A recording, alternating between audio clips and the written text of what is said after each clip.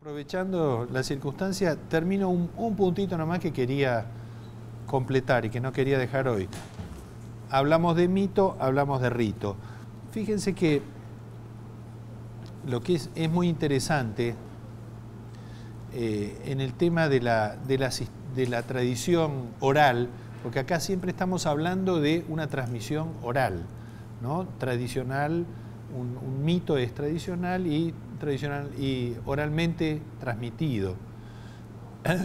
Entonces, acá la reflexión es la siguiente, que es un estudio que hizo, está en una colección que sacó sobre educación en la universitaria, la UNESCO, y que es la educación dentro de una sociedad sin escritura.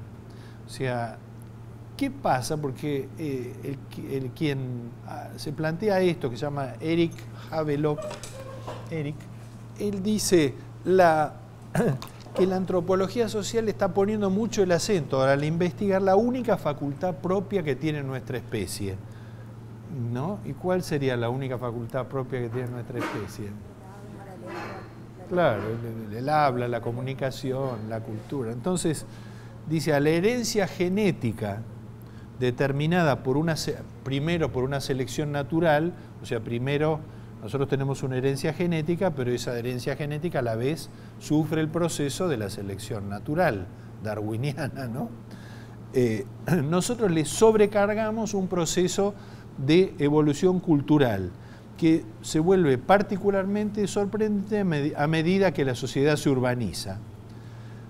Para explicar este proceso, el proceso de la capacidad cultural, el crecimiento de la capacidad cultural, de la evolución cultural, disponemos de un concepto de información cultural hoy en día que está sacado de la genética, porque la genética dice que una célula tiene una información, ¿no es cierto? Y que esa información se transmite a otra célula.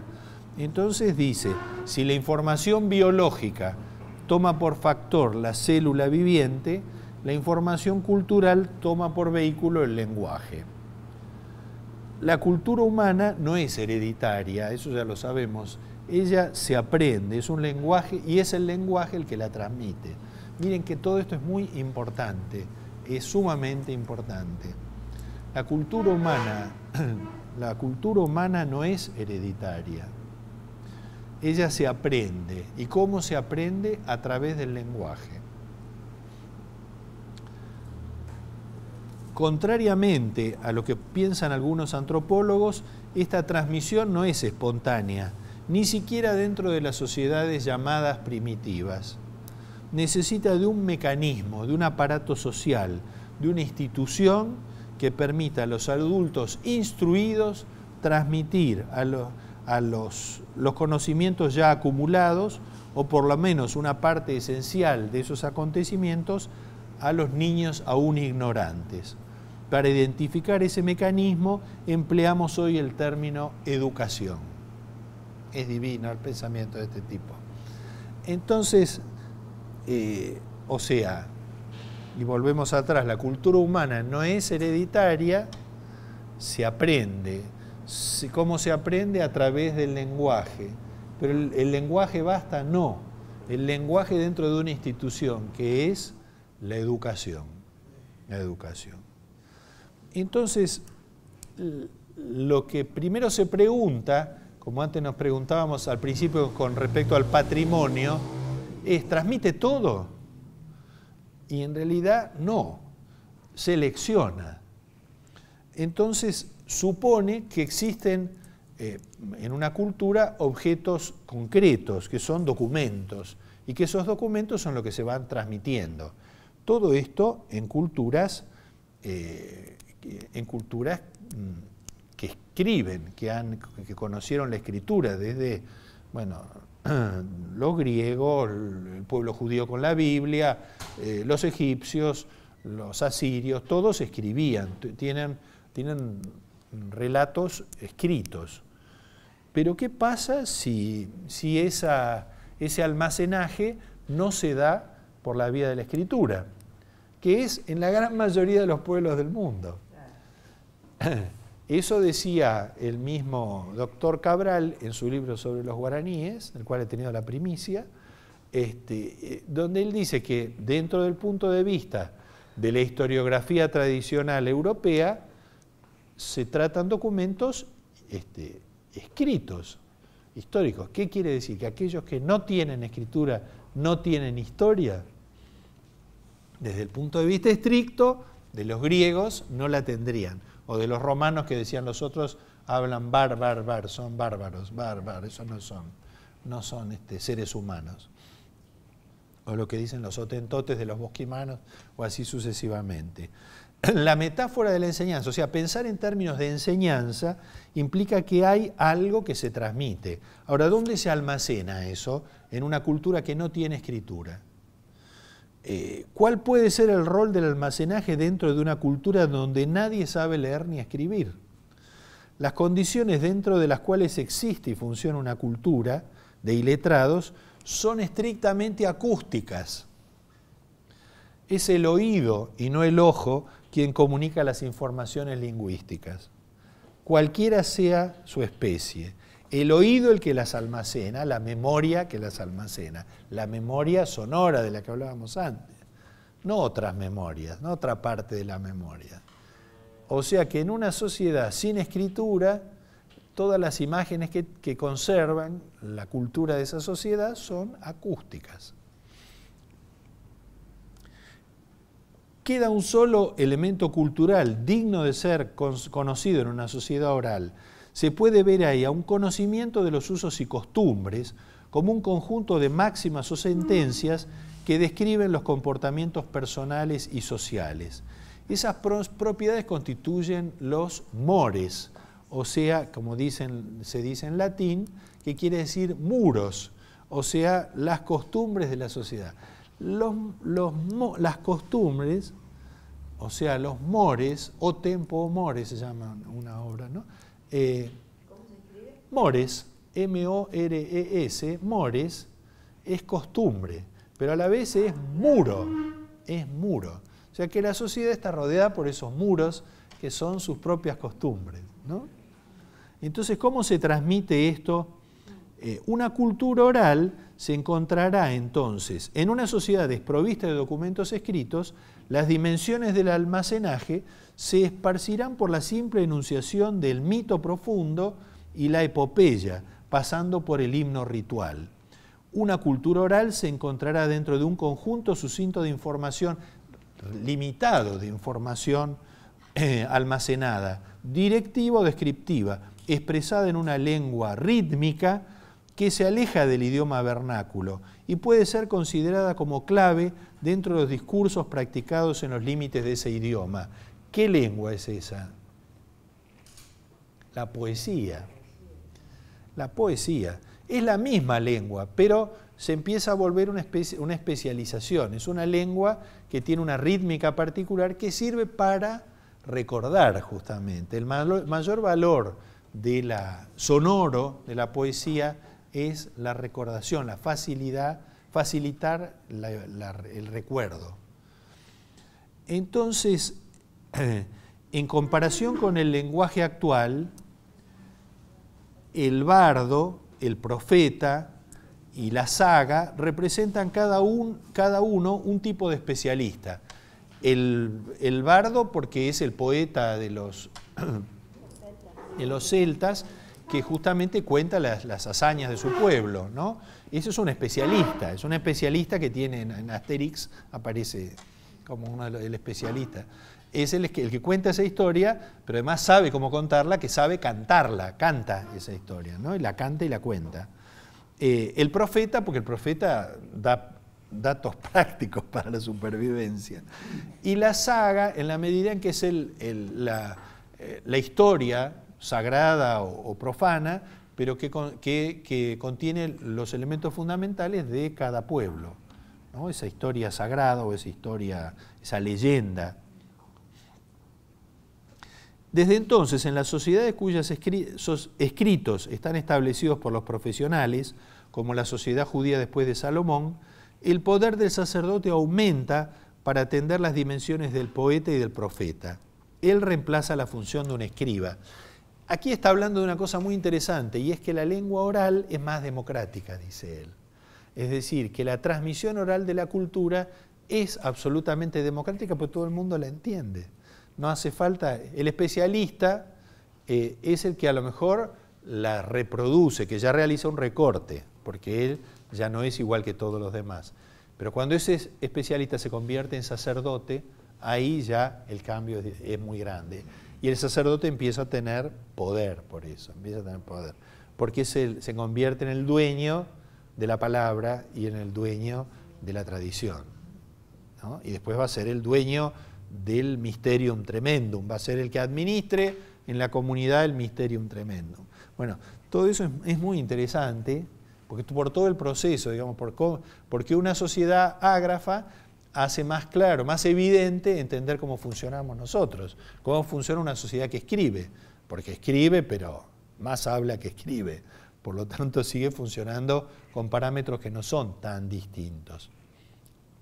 Y por esa razón es que la misa católica en latín, que duró 2000 años o 1900 años, a la gente no le importaba entender qué era lo que decía. Escuchaban una lengua sacra, sagrada, que cuando emitía esos sonidos parecía que estaba hablando con la lengua de dioses y que nosotros teníamos acceso a escuchar eso solo en ese contexto. Fuera de eso, no. Entonces es muy curioso porque para quienes desde un punto de vista positivista e ilusoriamente racional imaginaron que la reforma del Vaticano II con respecto a poner lengua en idioma, a poner el rito de la misa en idioma vernáculo era un avance de la sociedad, yo tengo mis serias dudas, muy parecido a lo que le pasó a Lutero. Tengo mis serias dudas. Yo creo que si uno está en la dimensión de lo sagrado, hay que aceptar las reglas de lo sagrado. Si uno se para de cabeza, uno va a decir, pero ¿cómo se para de cabeza este hombre? Bueno, si el rito dice que hay que pararse de cabeza, que se pare de cabeza, porque si no puede suceder algo terrible. A lo mejor se acaba el mundo. Mejor que se pare de cabeza. Mejor que hable en una lengua, que es una lengua que tiene sonoridades de dioses, y no que en una lengua igual que la nuestra. Bueno, eso, hay un libro muy bueno actual, una novela de Houellebecq, un escritor francés que se llama Sumisión, que se la recomiendo calurosamente. Sumisión se llama, Sumisión. Y que habla, es el que escribió esa obra poco antes de la elección que hubo del ataque a Charlie Hebdo en Francia, y él por olfato de artista, o no sé, por casualidad, sacó justo este libro. Y en este libro él hablaba de un eventual triunfo de los islámicos en Francia, porque como en Francia está esta candidata de derecha que es Anne-Marie Le Pen, la hija de François Le Pen, que son re de derecha. Entonces, como quizás ganaba ella, ya en las últimas elecciones ha tenido mayoría prácticamente, entonces los socialistas, para que ella no gane, se alían con los islámicos. Y entonces es presidente un maometano de Francia. Y todas las cosas que pasan de ahí en adelante. ¿Cómo es el autor? En la novela. ¿El autor? Eso sí que es difícil. Eso sí que es difícil. Es así.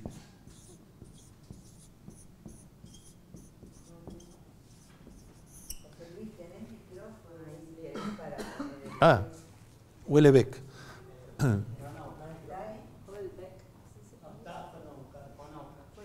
Ah, fueron a buscar.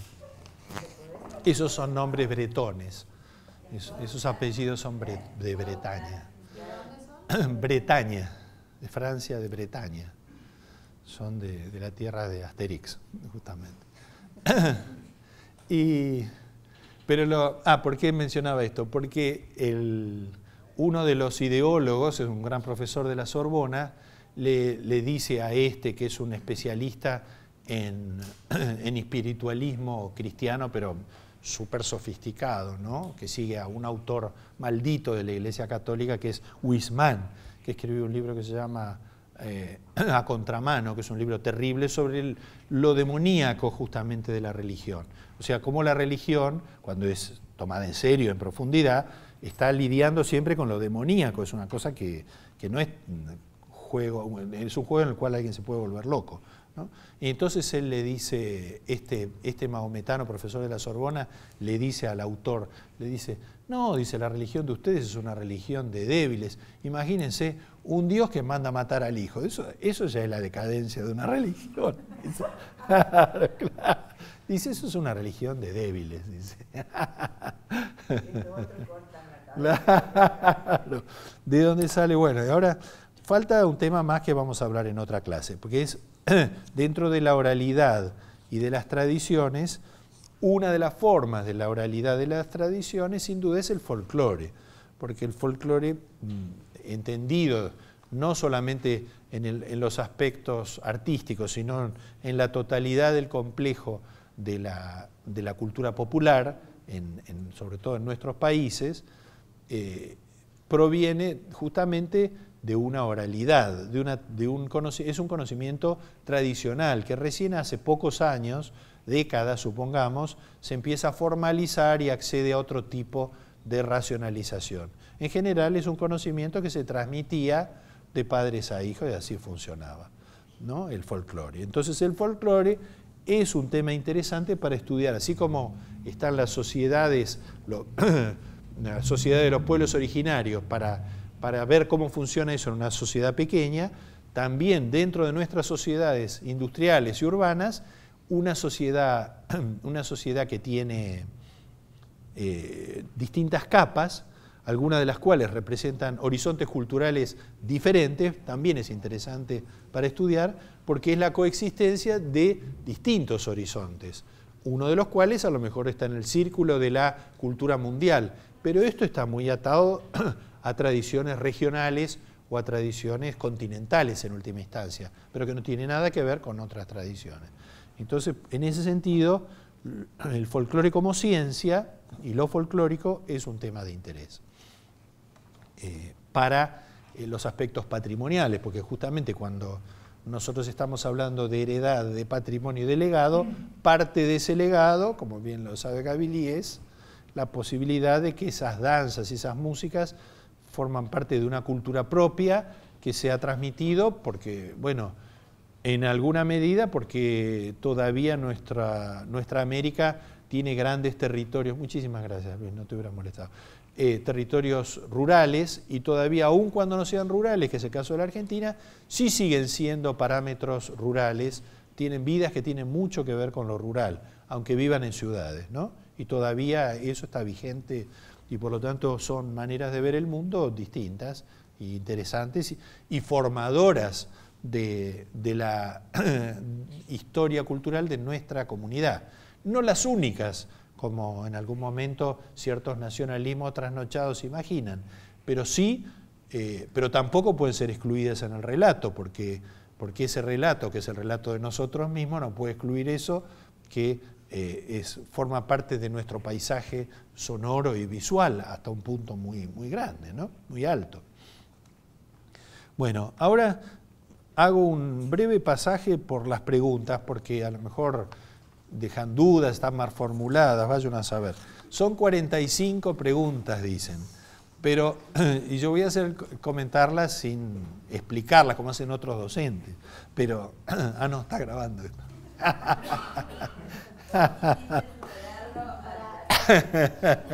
Pero más allá del chiste, lo que sí quiero que entiendan es que son referencias a temas, no quiere decir que sea estrictamente el recetario de lo que hay que saber, ¿no?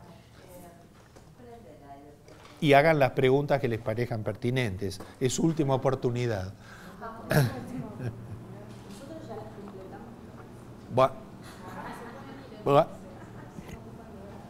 Bueno, 1. Establezca las diferencias entre las definiciones de patrimonio dado por la UNESCO en los documentos de las décadas del 70, 90 y 2000.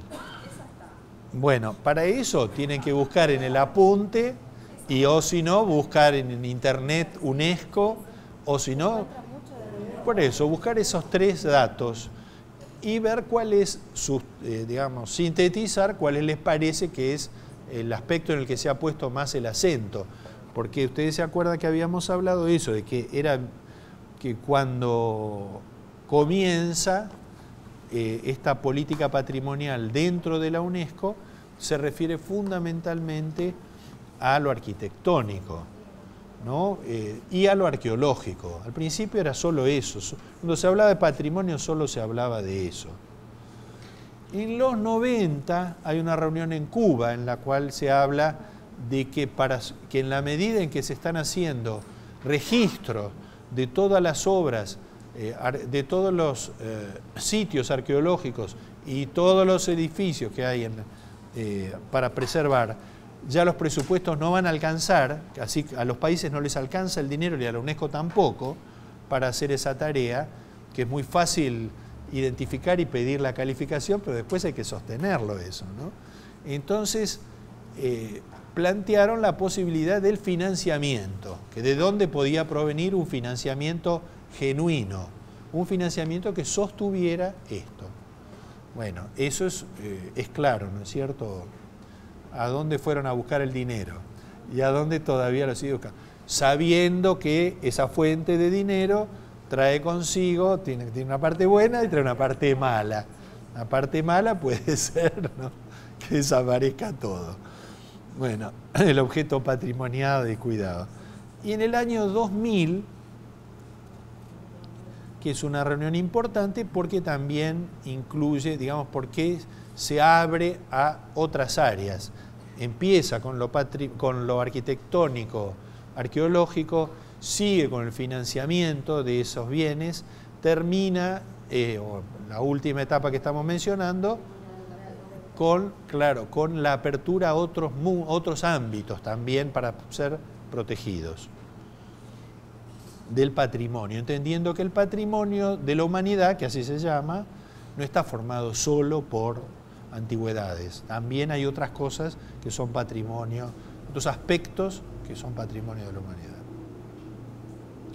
3. Ponga 3 definiciones de patrimonio cultural citando la bibliografía de origen. Bueno, eso también pueden buscar cualquier 3 que sean razonables. Tercero, ¿en qué se relacionan el abate Gregorio de Francia en 1794, los talibanes, esta pregunta es un poco, y las estatuas, debía haber tomado algo, yo acá no sé, y las estatuas decapitadas del grupo escultórico Los Trabajadores provenientes del edificio de la CGT, hoy Facultad de Ingeniería de la UBA, decapitadas en 1956 y recuperadas en los Riachuelos en 2013? Bueno, ¿cuál es la relación entre esos 3 momentos de la historia en la cual se hace referencia a estatuas? Son estatuas. Estamos hablando en los 3 momentos de estatuas. En un caso es más que estatuas, en la primera es más que estatuas, pero también es estatuas, porque... sí, pero concretamente el abate Gregoire fue a la asamblea de la Revolución Francesa y dijo, muchachos, paren, porque de este modo nos quedamos... Fue el caso distinto, el que sucedió, como les contaba, en la Revolución Rusa, cuando entran al Palacio de Invierno en San Petersburgo y primero dicen a incendiarlo, porque es el testimonio de la opresión del pueblo por los zares. Y entonces hay discusión en el Politburó y finalmente dicen, no, esto es patrimonio del pueblo trabajador soviético, por lo tanto no lo quedamos y no lo destruimos nada. Bueno, o como les contaba que iban, esa manifestación en la Guerra Civil Española, que iban por la Gran Vía y por el Paseo del Prado, y entonces iba Rafael Alberti, el poeta gaditano que vivió acá entre nosotros y que murió hace poquito en España, y dice, él contaba que iban todos gritando, bueno, ahora al Palacio de Medinaceli, sí, a quemar el Palacio de Medinaceli, dice, y ahora a quemar la sede de la policía, sí, la Guardia Civil, quemar. Dice, pasaron frente al Prado, dijeron uno, y ahora a quemar el Prado. No, dijo él, no, se paró frente a la multitud. No, el Prado no, no quememos el Prado.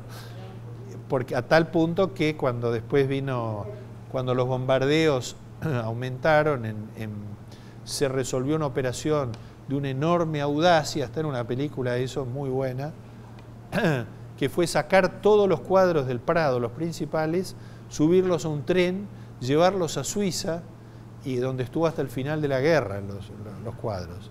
Y el que hizo esa operación fue Alberti, justamente. Fue Rafael Alberti, con el riesgo después de recuperarlo, porque recuperarlo... Pero tradicionalmente una cultura arrasa con la otra. Ah, sí. Sí, sí, nosotros somos más, nosotros nos encariñamos más, me parece, sí. Pero los aztecas, a los mayas no quedó.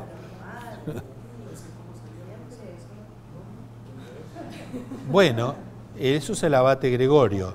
Los talibanes en Afganistán apenas asumieron el gobierno, dinamitaron todo lo que no era islámico.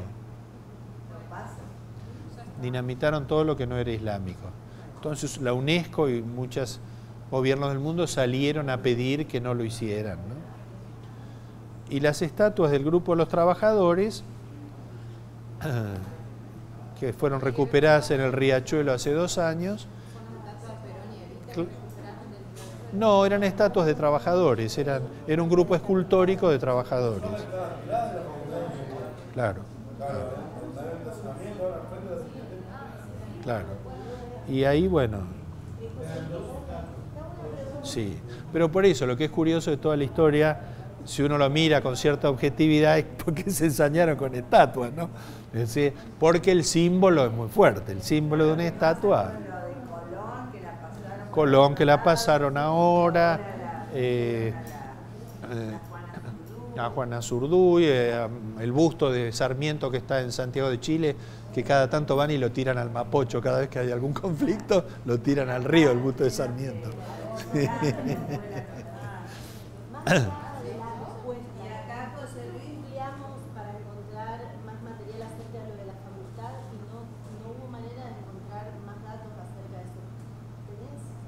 Sí, buscá en donde está el, ¿cómo se llama? El Instituto Perón.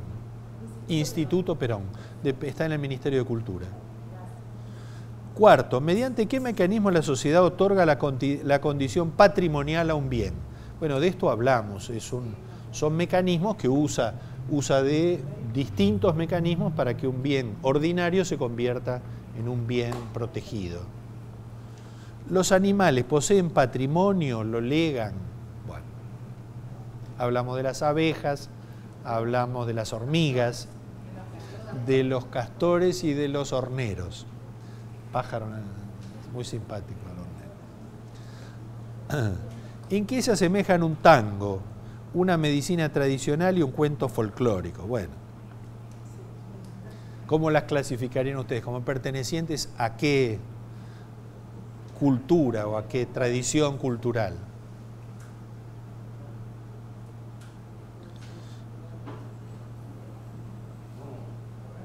Claro, ¿en qué qué tiene que ver un tango con una medicina tradicional y con un cuento folclórico? Las tres son expresiones de la cultura popular, claro, con todo lo que ustedes quieran agregarle, reflexiones que embellezcan este razonamiento. ¿Cuál es el documento fundamental del ICOMOS de UNESCO? Eso búsquenlo en todo caso, está, pero... ICOMOS es el organismo que protege justamente los bienes arquitectónicos y arqueológicos, ¿no? ¿Qué abarca el patrimonio tangible y el intangible? De esto lo hablamos. ¿Qué diferencia existe entre la concepción de protección del patrimonio en el Viejo Mundo y en América? Aquí hablábamos de la cultura europea como una unidad, si se quiere, que arranca desde Egipto y que termina en la actualidad, ¿no? Y que por lo tanto atraviesa distintos periodos histórico-culturales, romanos, griegos, asirios, Renacimiento.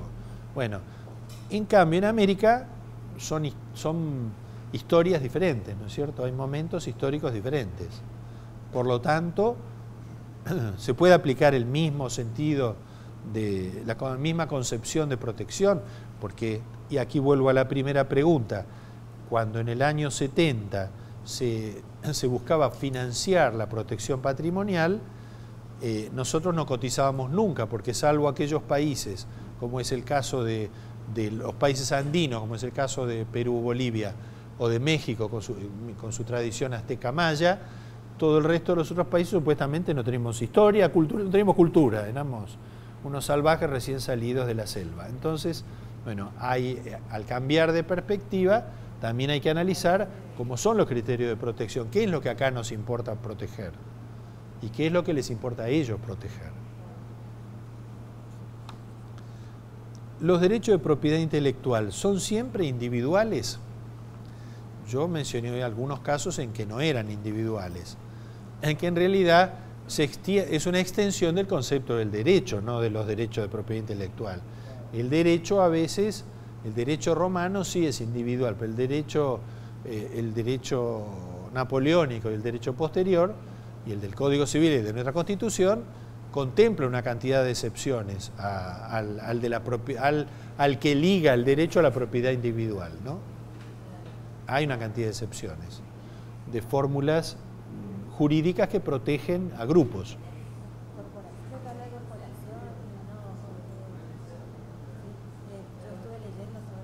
Existe, eso existe. Acá mismo, en la provincia. Hay propiedad individual y hay propiedad colectiva, ¿no?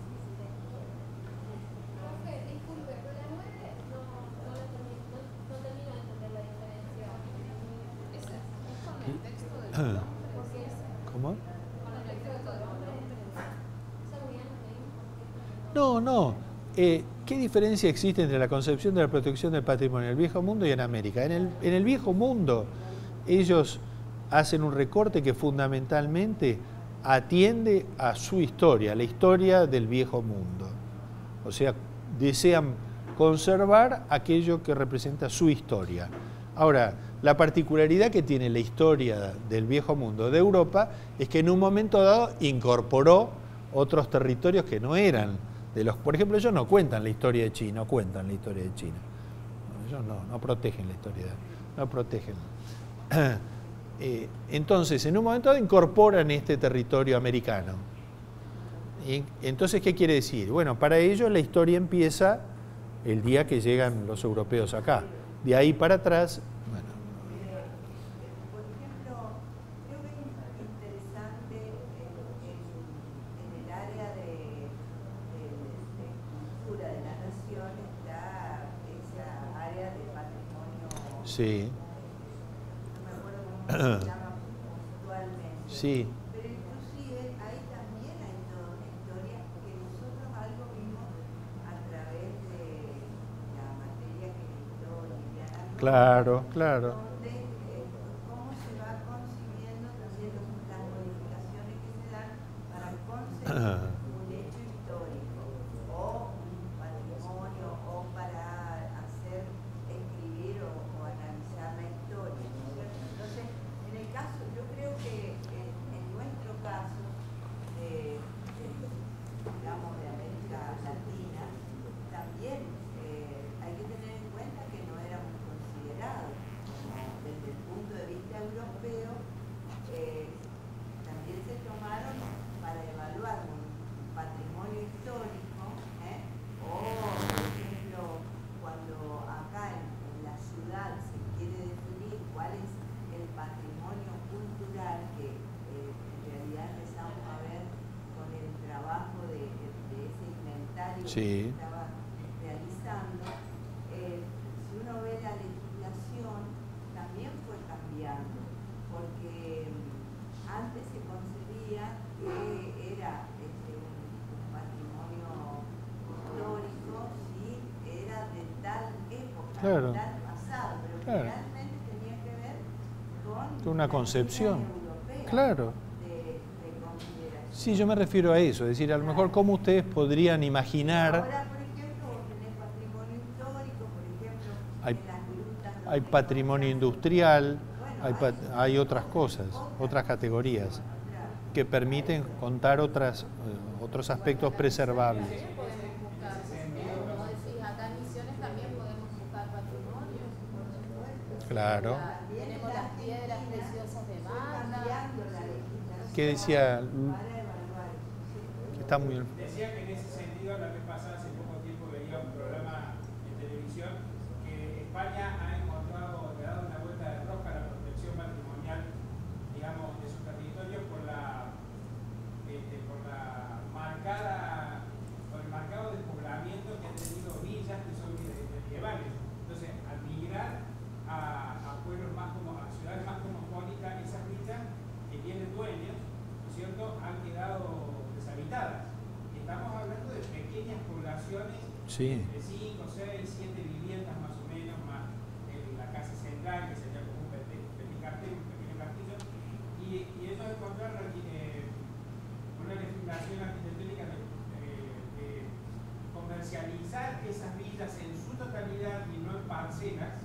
Para conservarlas, claro. Exactamente, para conservarlas, tratando de que quien la adquiera para un fin turístico o lo que fuera comercial, respete, digamos, la fisonomía y la arquitectura de eso, ¿no?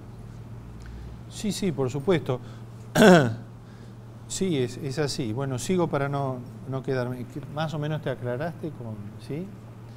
Bueno. La 12.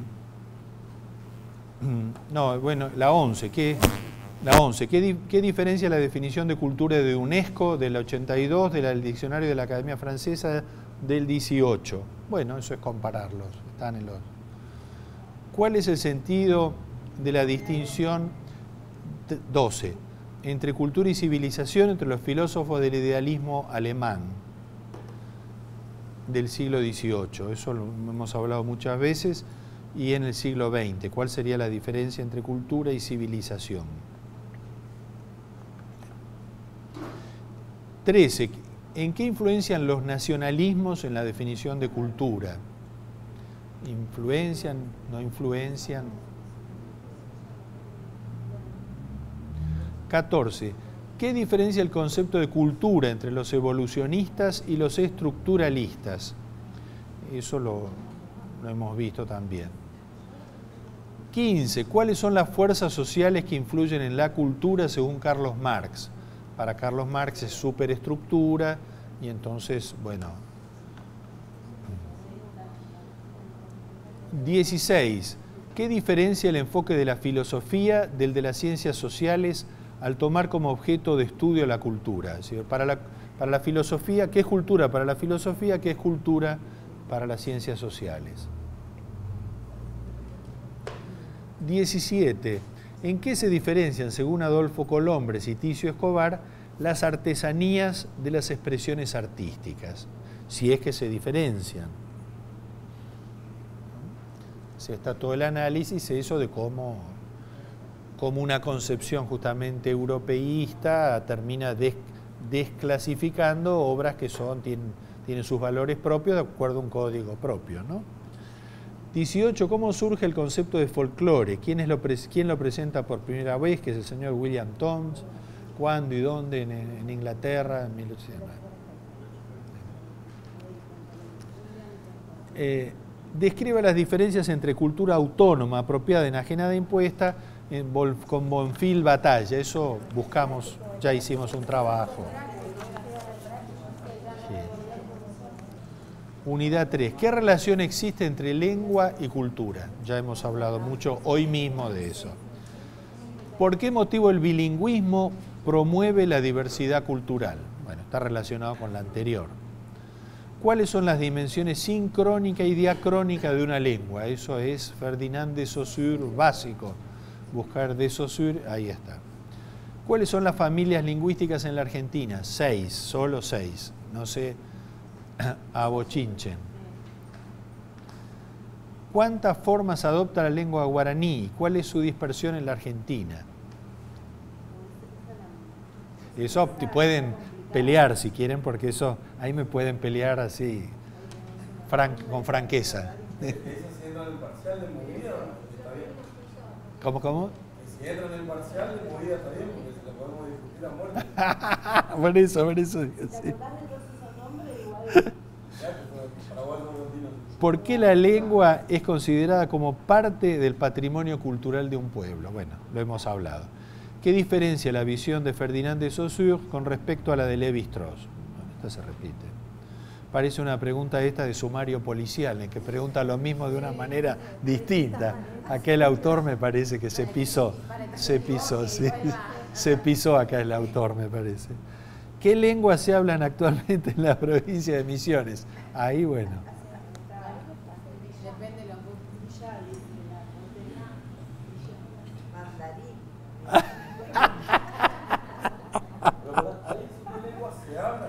Se hablan, sí. No, de grupos más o menos significativos. Sí, pero unas cuantas se quemaron en el proceso de cuando calentaron el crisol, se quemaron unos cuantos. Bueno, la voy a repartir así entonces, claro.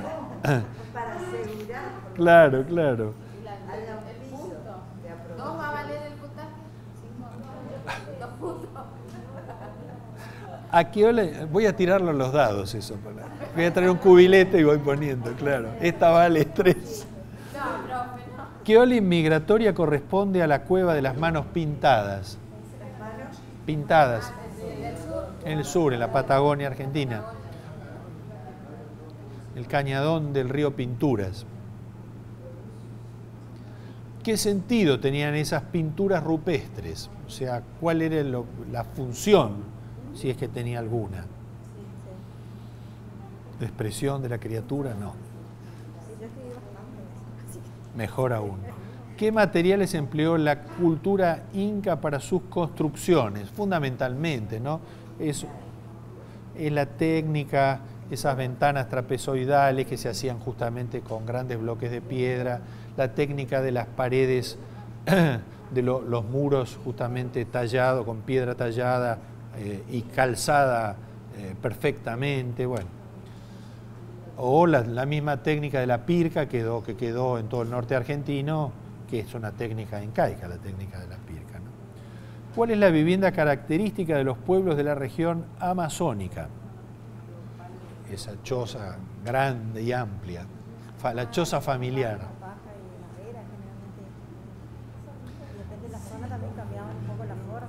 Sí. Eso que usted explicó y que dijo que dibujaban, que hacían en lo alto. Exactamente. ¿Qué diferencia existió entre las ciudades hispanoamericanas y las portuguesas del Brasil? O sea, en términos generales, ¿cómo eran una de las ciudades hispanoamericanas? Que partían de qué principio las hispanoamericanas, ¿no? La cuadrícula, la grilla. Y las portuguesas, que en cambio estaban sobre todo apoyando el puerto o el punto de exportación, el enclave comercial. Claro, que sostenía ese mismo. ¿Qué rol desempeñó la Iglesia Católica en el desarrollo urbano americano y qué tipo de construcciones realizó? Porque se puede decir que hubo por lo menos 3 tipos de construcciones diferentes de la Iglesia Católica en América. 1, las iglesias o las catedrales, ¿no? 2, conventos, claro. Y 3, las misiones. ¿Qué asemeja a las ciudades barrocas brasileñas del estado de Minas Gerais con la ciudad de Potosí en el Alto Perú? Y no me refiero a lo urbanístico, sí, lo urbanístico sí me refiero, porque habíamos hablado de que había ciudades fuertes, ciudades puertos, pero había ciudades mineras. ¿Por qué se crea la ciudad de Petrópolis en el Brasil? Bueno, eso es porque cuando se desplaza la corte portuguesa, buscan un lugar de mejor calidad climática, entonces se crean las alturas esa ciudad. Y se le... En Salvador de Bahía hay un templo donde estuvo Pedro, el emperador. Cuando llegan ellos, claro. Cuando llegaron, ¿no? Sí, no, que fue de visita y se sentó en una de esas sillas. Nunca más se sentó nadie. Está ahí en un convento muy importante de la ciudad de Bahía, no recuerdo, de Salvador de Bahía, no recuerdo cómo se llama, pero era un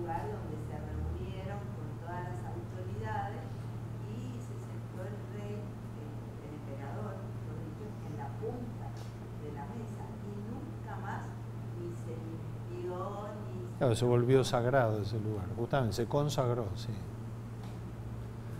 Es un patrimonio. Sí, claro. No es como en los alrededores de la Plaza Mayor en Madrid, que están todos, hay todos bares, ¿no? Y entonces en uno dice, aquí nunca estuvo Hemingway, porque todos los otros dicen que estaba ahí chupándolo. ¿A qué modelo urbanístico corresponde la ciudad de La Plata? Racional, utópico, como quieran llamarlo, ¿no? ¿Cuáles fueron los diferentes hábitats de los pueblos patagónicos desde la Tierra del Fuego a la Pampa? ¿Cuáles son? Claro, como eran las casas de uno, las casas de los zonas, de los yaganes, de los patagones tehuelches y de los mapuches. Exactamente, el hábitat, claro, sí. Claro. ¿Qué región de la Argentina tiene las más antiguas experiencias de vida urbana? ¿Cuáles son las técnicas constructivas más características? También está un poco repetido. ¿Qué técnicas emplearon los pueblos del NOA para poder, acá hay un error, cultivar en las laderas de las montañas? Eso es bueno, exactamente. Sí. ¿Qué países contemporáneos estuvieron vinculados por el camino del Inca? Países actuales, ¿qué países actuales? De Ecuador a Chile. Sí. De Ecuador a Chile. De Colombia a Chile, de Colombia. Sí. Pero también nosotros. Sí, claro, claro. No, claro, claro, porque es por el lado argentino. Es que es por el lado argentino, porque la ruta iba por el lado argentino, no iba por el lado chileno. Por el lado chileno había un camino malísimo porque atraviesa la Puna de Atacama y el desierto, el desierto atraviesa. En cambio entraban por el lado de los valles calchaquíes y ahí se dejaban caer, era para abajo. Claro. ¿Qué medio de defensa desarrollaron los pueblos del NOA para defender sus aldeas? ¿Cómo se llamaban? Exactamente. Tilcara es en Tilcara, pero es como la casita de Tucumán, eso más. ¿Qué tipos de ciudades crearon los ibéricos en el ciclo de las fundaciones del siglo XVI? Ya hablamos de esto, ¿no? Fortaleza, Puerto Ardoy. ¿Qué sistema urbanístico se empleó para la fundación de las ciudades iberoamericanas? Acá me repetí, me parece también. Estaba repetida, sí, no va esta. Bueno, no importa. No importa porque le va a tocar, no le toca al mismo. ¿Qué caracteriza la ciudad minera? Nombre la clasificación, sobre todo mucha circulación de oro, de dinero, prosperidad, sí. Nombre la clasificación de ciudades propuesta por José Luis Romero, esta que hablábamos antes, ¿no? No, yo creo que lo saben. Lo saben. Para un 7 están.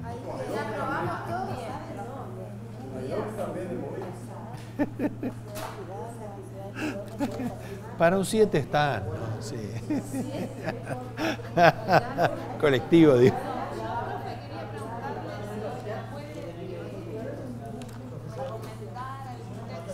Perdón, el 24. Sí, un texto.